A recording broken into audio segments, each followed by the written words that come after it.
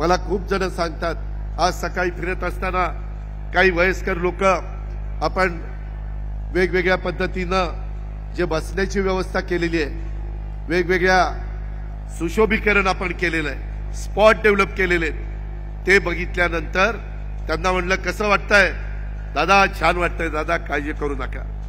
त्याच्यामध्ये काही महिला भेटल्या परकाळे बंगल्याच्या अपोजिटच्या बाजूला आणि तिथलं जे काम चाललंय, मी त्या माऊलीला विचारलं, त्या बहिणीला विचारलं कसं झालंय काम?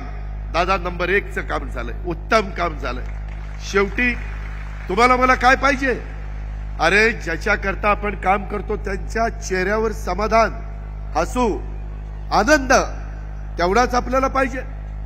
माझ्या शेतकऱ्यांच्याही चेहऱ्यावर हसू पाहिजे. आज आपण आपल्या संस्था चांगल्या चालवतो, कुणी काही अडचण सांगितली तर ती दूर करतो, कुणावर अन्याय होणार नाही ही खबरदारी आपण घेतो.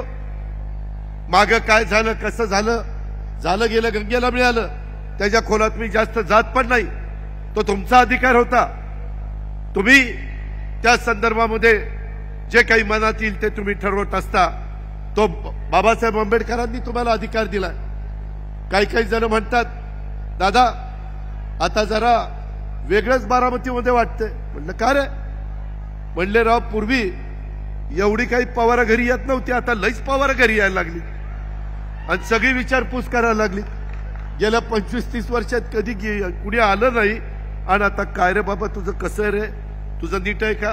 अरे म्हणलं बरं झालं ना, तुम्हालाही आनंद होतो. जी पवार नुसती मतं मागत होती ती आता घरोघरी दारोदारी फिरायला लागली. सगळीच, ही पण फिरायला लागली तर ती पण फिरायला लागली.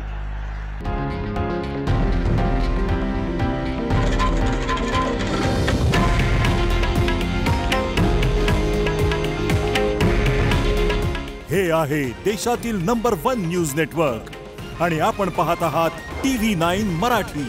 काळजी तुमची, हित महाराष्ट्राचं.